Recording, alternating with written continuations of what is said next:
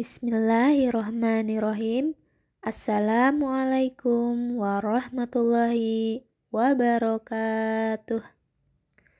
Selamat pagi soli dan solihah semuanya. Bagaimana kabarnya pada pagi hari ini? Semoga semua dalam keadaan sehat dan juga masih semangat ya. Begitu pula ayah, bunda, atau keluarga yang mendampingi. Amin.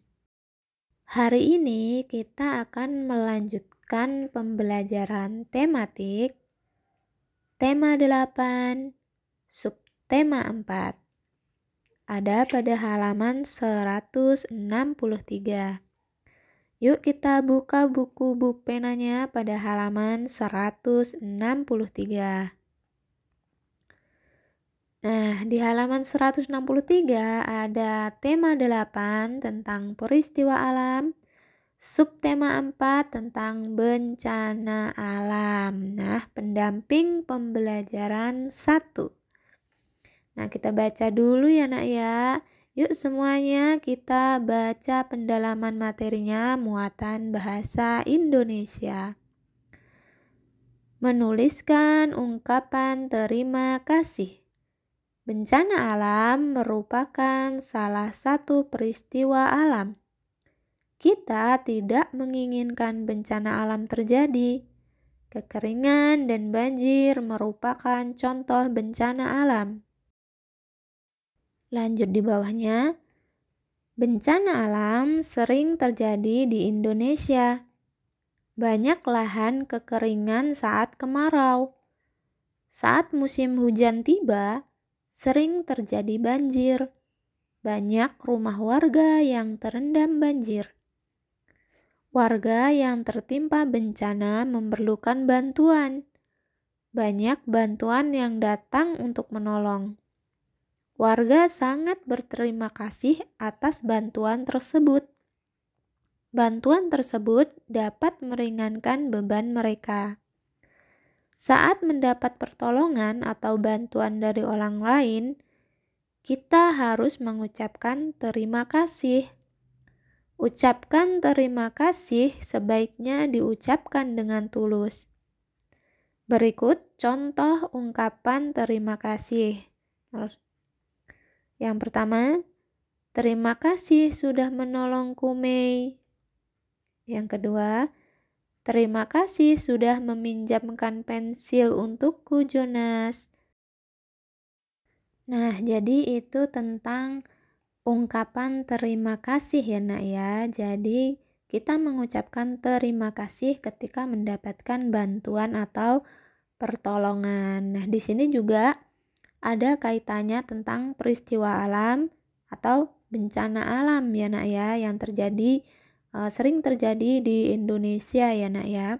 Nah, kita harus saling menolong dan membantu ya nak sebagai sesama muslim, di mana kita juga diajarkan kita harus saling tolong menolong, membantu yang sedang dalam kesulitan.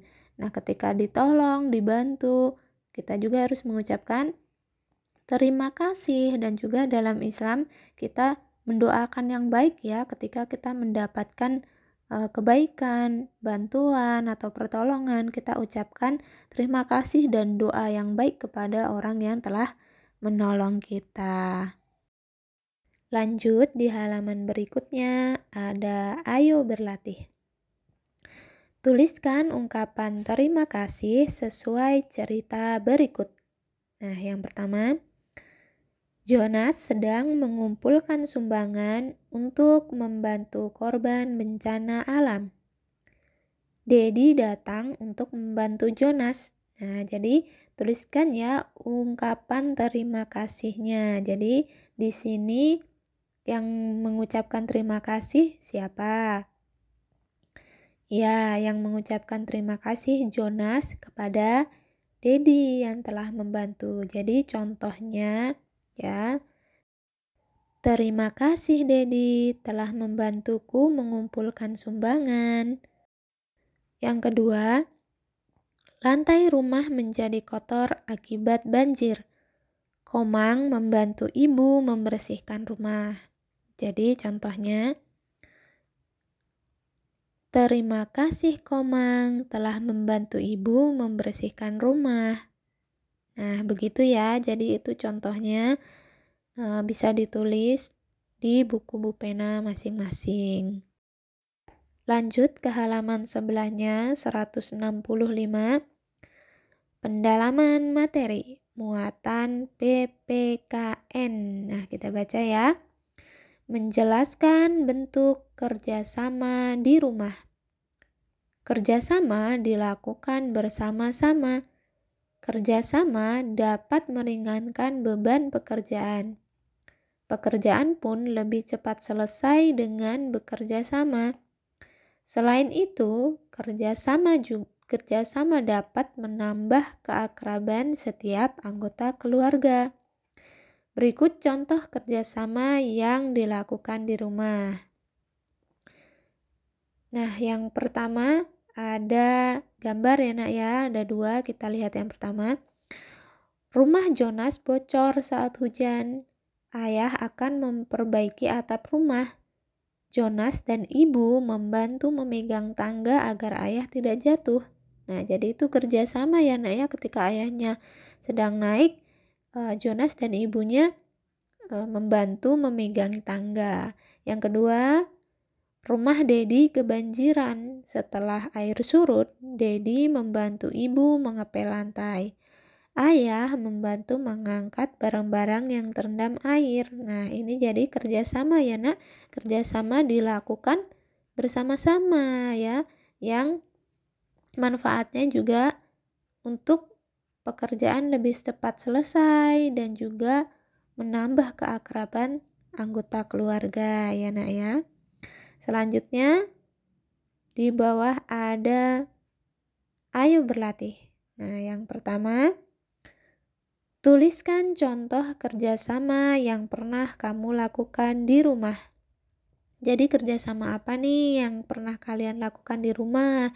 Jadi kalian boleh tulis di situ ya, misalnya atau seperti contoh yang di atas, ada 2 tadi ya, membetulkan genteng yang bocor atau ketika rumahnya kebanjiran ya.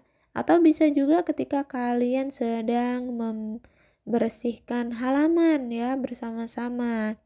Dan apa yang kalian kerjakan ketika bekerja sama di rumah. Kemudian yang 2, jelaskan manfaat kerjasama yang kamu lakukan tersebut. Nah, manfaatnya apa nih? Misalnya kalau membersihkan halaman bersama-sama tadi ya, kan manfaatnya halamannya jadi bersih ya. Kemudian pekerjaannya cepat selesai dan juga menambah keakraban.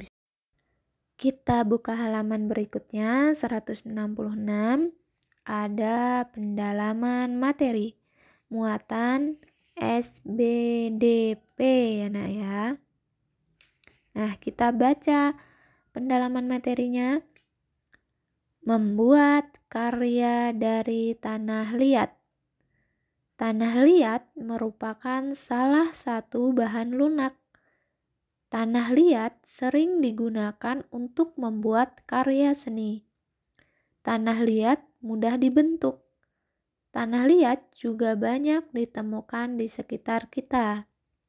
Cara membuat karya dari tanah liat yaitu dengan cara menekan dan membentuknya menggunakan tangan. Berikut beberapa contoh bentuk karya seni yang terbuat dari tanah liat.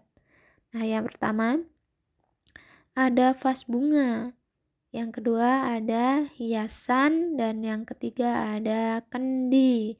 Ya nak, jadi tanah liat yang ada di sekitar kita, tanah itu ya nak ya, yang mudah dibentuk tanahnya, tanah yang cukup basah ya nak ya, jadi tanahnya bisa dibentuk, kita membentuk tanah tersebut dengan berbagai bentuk ya. Kita tidak hanya membuat 3 bentuk itu saja, tapi kita bisa membuat berbagai bentuk sesuai keinginan ya nak ya. Bisa juga dibuat cangkir, dibuat piring, dan dibuat kendi ya, buat air tampungan yang buat minum itu ya nak ya, bisa untuk dijadikan barang-barang yang berguna lainnya. Di bawahnya keterampilan proyek kita lewati dulu ya nak ya, tidak ada penilaian untuk itu. Nah, cukup sekian pembelajaran pada pagi hari ini. Semoga bermanfaat. Kurang lebihnya Ibu minta maaf. Dan semoga kalian tetap semangat ya, selalu jaga kesehatan. Ibu akhiri. Wassalamualaikum warahmatullahi wabarakatuh.